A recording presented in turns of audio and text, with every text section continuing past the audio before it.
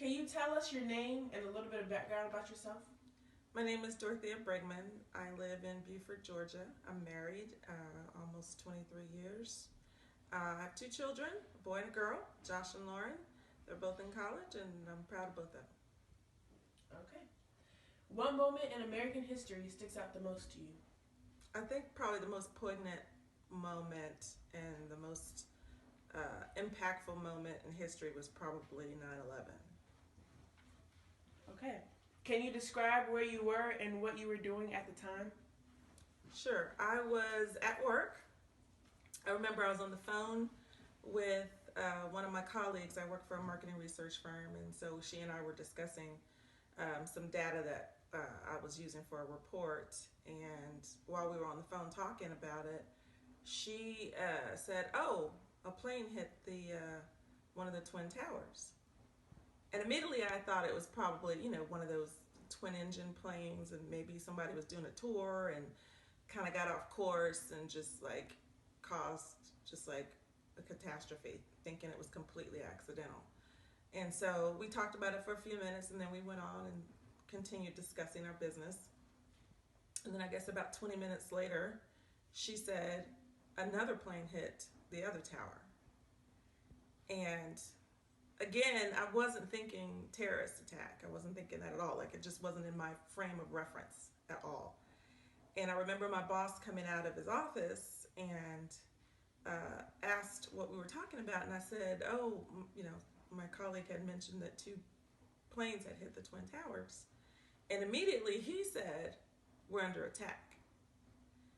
And I just remember thinking, that just sounds like it's in the movie. Like, it's not real. Like, I had never been involved or around alive when there was any type of world conflict going on in terms of our country. So I just couldn't imagine anything like that ever happening. Like, stuff like that happened, across the pond and in far away countries. Nothing ever happened like that here in America. So it just kind of blew me away. I wasn't prepared emotionally or mentally for it. All right. How did you respond to the situation? Well, I think my initial response to anything that's kind of distressful or painful is to go into work mode. So I immediately started thinking, what can I do? Who do I need to call? My kids at the time were in first grade, I believe, and daycare. And so, my immediate response was, I need to call my husband. I need to find out what my kids are doing. Are they okay? So then I just started making phone calls. I called the school where my son was, and they said they were keeping all the kids there. And I called the daycare center where my daughter was, and she was watching the news. Everybody was monitoring everything. My husband was at work, and he was preparing to go home to get the kids.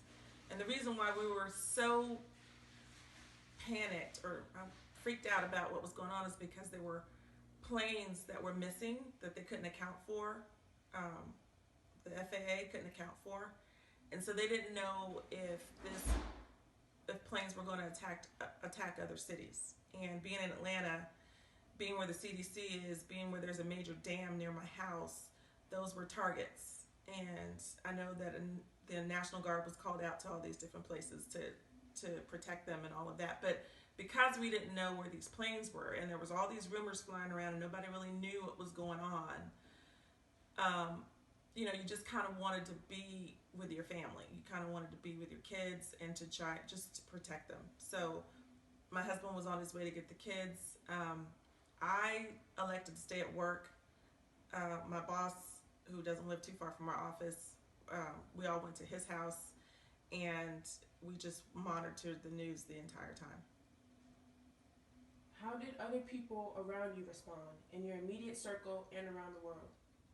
Well, some of my coworkers, one in particular, she was originally from New York, and she still has family in New York, and she knew that her uncle worked in one of the towers.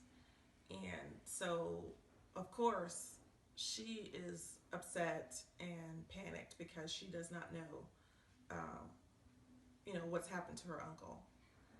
And everybody else, I think, was just in shock. Like, we just could not believe it. And even though there were these phantom planes flying around that nobody could account for, I still didn't, it still didn't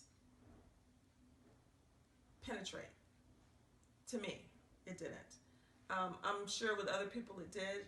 I don't believe that it penetrated until I actually started to watch the footage of, people, jumping to their deaths from the towers, and the fire, and the panic and the fear on people's faces. It didn't start to penetrate until then, and that was much later in the afternoon for me because, like I said, we didn't get to TV to watch TV until later into the afternoon. So I think everybody was kind of walking around in a daze because we weren't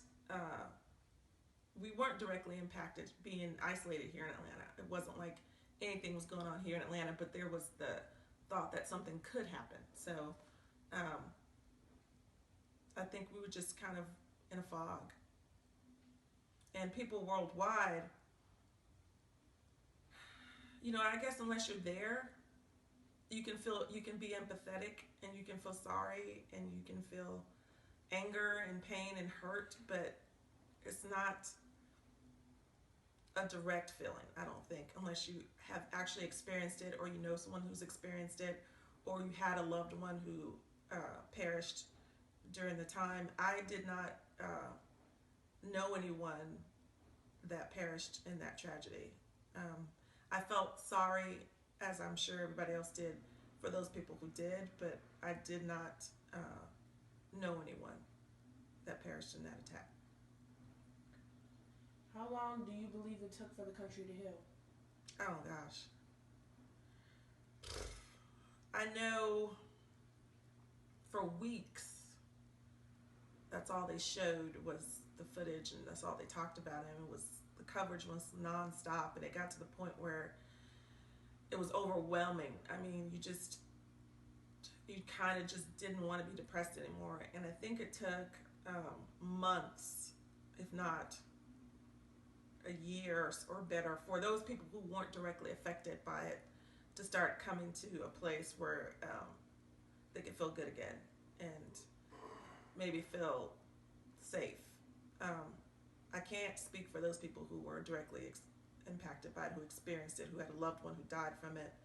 I'm sure it took them years, and probably maybe not even to this day have they healed from it. And then worldwide, I mean, the country got so much love. Like, everybody was talking about, how they were behind us and they were with us, and, everybody was doing what they could to try and,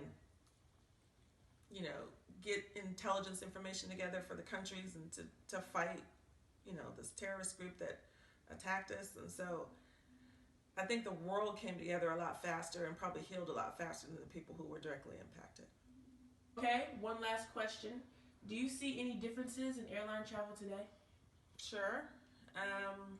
It used to be a lot easier to fly. It used to be where you could just pull up, get out of your car, go into the airport, go to your gate, get on a flight. Now it's, security lines, it's checking your bags, it's making sure you have, the right amount of liquids. There's air marshals on the planes. I mean, there's constant communication from the airline about, looking for stray bags or that type of thing. There's, drills, emergency drills in case there's an active shooter in airports now. I mean, it's just unheard of. It's third world. It's not like anything I was ever used to. So yeah, it's changed a lot. All right. Thank you for your time. Thank you.